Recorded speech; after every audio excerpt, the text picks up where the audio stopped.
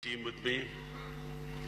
I have my Finance Minister, my Commerce Minister, Mr. Razak Daud, Foreign Minister, Minister for Planning, and Minister for Overseas Pakistanis.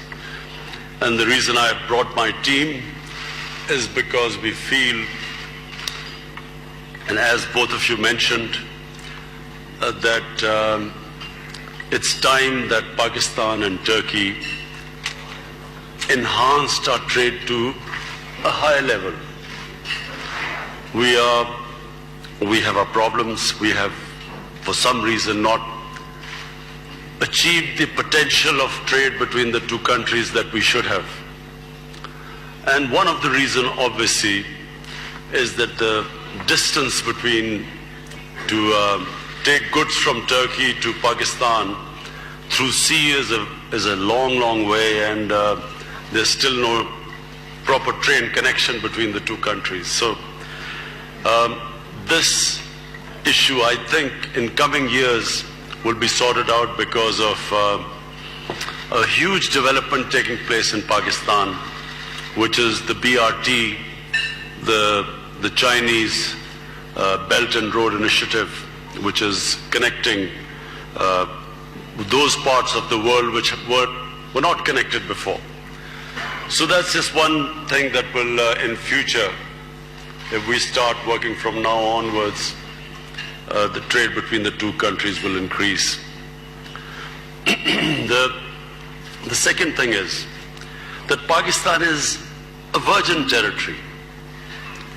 Pakistan is still virgin in the sense that a lot of areas of trade where Pakistan has huge potential have not really started performing. For instance, Pakistan has huge mineral reserves, but we have hardly done exploration even in 5% of the areas where there's oil, there's gas, there's copper, there's cobalt, there's coal, and these areas have hardly been any exploration has been done. But much more importantly, Pakistan has a population of 210 million people. It's one of the youngest population in the world. It has 120 million Pakistanis below the age of 35, which means it has tremendous amount of potential. And secondly is Pakistan's strategic position. It is connected to two of the world's biggest markets, China and India. And hence, Pakistan is on the verge. We are fixing our governance system. What we are trying to do is make it easier for businesses to work. The ease of doing business and cost of doing business, as we speak, we are trying to bring them down. So for businesses from Turkey, we will make it much easier. Already you've mentioned that various investors here I've met are already working in Pakistan. But I want to assure you that this government, its main aim is going to be to make it easy for investors. Cut out the red tape, make it easier, allow people to make money, make profits, and create wealth in the country. When you have trade, when you have investment, wealth is created. We desperately need, we have a young population which needs employment. So investment will lead to employment for us and create wealth. Pakistan is embarking on the next 5 years of building 5 million houses, affordable houses. It's a huge project. So your construction companies are welcome. We have, as I said, my team is here to answer questions. That's a huge initiative taken by Pakistan. Then we have, with China, we are developing special economic zones along the BRT, the Belt and Road Initiative. And so again, it is a great opportunity for businesses from here to come and invest. But above all, we have what probably is one of the most diverse country in the world in terms of tourism. We have, I don't know whether most of you realize, out of the 12 or 13 highest peaks in the world, half of them are in Pakistan. Pakistan not only has an totally untapped mountain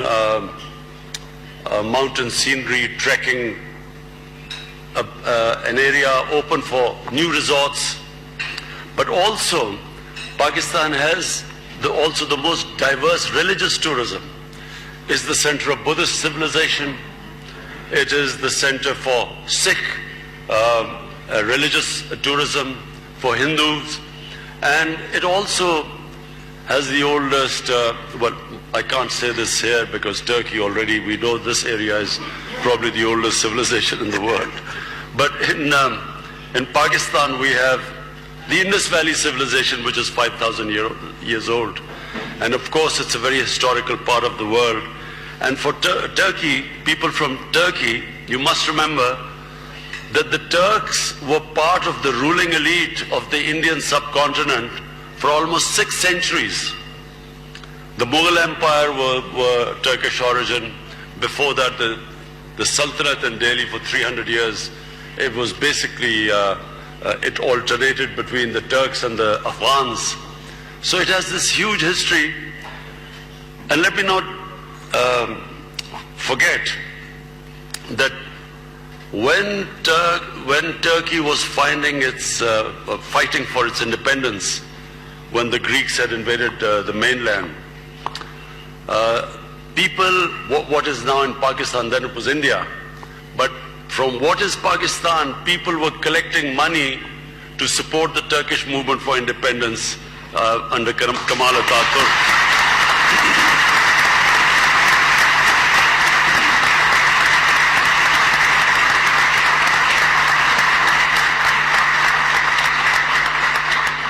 So I look forward to your questions. I have my team here.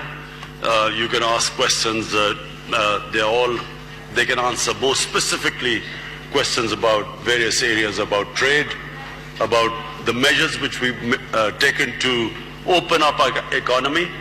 So I look forward to your questions. Thank you.